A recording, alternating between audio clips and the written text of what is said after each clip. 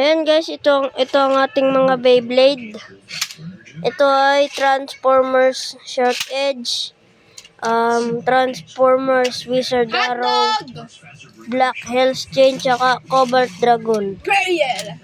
Paglalaban natin ngayon ay itong Shark Edge, tsaka sino kaya? Si Cobalt Dragon. Hi mga besi ko, ako si Tony Valor. Halos karamihan ating Ito po yung inaayos ko. Sobrang daming subo po kasi. Ito po yung box ng ito po yung box ng Transformers na Beyblade na nabili ko po sa Toy Kingdom. Hindi po ate. Pang-ointment na. Suggest na lang po kayo sa comment section sa baba kung ano papaglaban natin. Yan o, ito mo. Papaglaban natin ito, tsaka ito. Ito pong dalawang yan, original yan. Ito pong dalawang to, hindi. Anong paki ko? Ako nga po pala si Princess. Kakarating ko lang. Ganda o, ganda. Anong paki ko? Ito po yung kanilang Ito po kasi fake, kaya kudkud na po. But you know the best of me. Ito po yung launcher na kasama dito.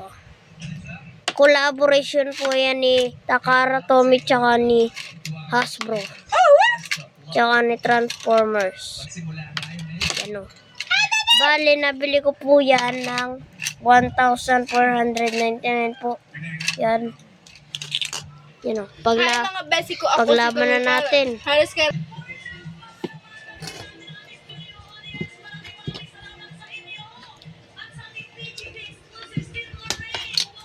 Ano yun? Ito po ang panalo. Isin mo nga. Popost ko yan. Ba't na ipopost?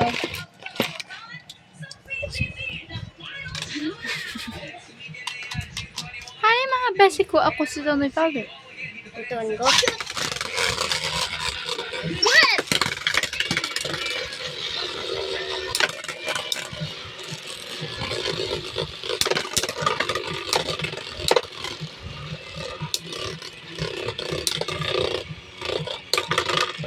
Panalo po ito.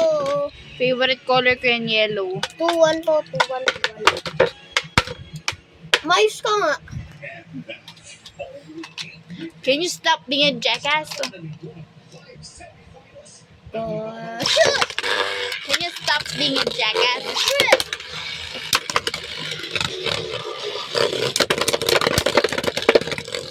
Wala, nabis mo na. Umikot to, tapos ito. Oo. Oo, siya panalo. Hindi, ito umikot, tapos ito. Hindi Panalo. natamaan. Hindi po natamaan na stadium. Okay na to paulit-ulit lang naman yan. Nag-iipon po ako pambili ng stadium. Sana po magkaroon po ng madaming views. Bubo, 18 plus ka nga dapat para ako. So, ayun. Mahal kasi ang mahal ang stadium. Ano ang stadium po? Dun sa SM, 3.5K. Kita mo yan? Mas mahal yung PS5 kaysa sa stadium. Kaya mag-ipon ka stadium. Kaysa pa sa para pag nanalo ka, di makakukuha ka ng pera. Umalay mo, nasa 100k yun, 50k, di makakabili ka na ng PS5 Di siya nag-iisip, di yan nag-iisip Nag-separate ang mata. Ay, duling ka nun.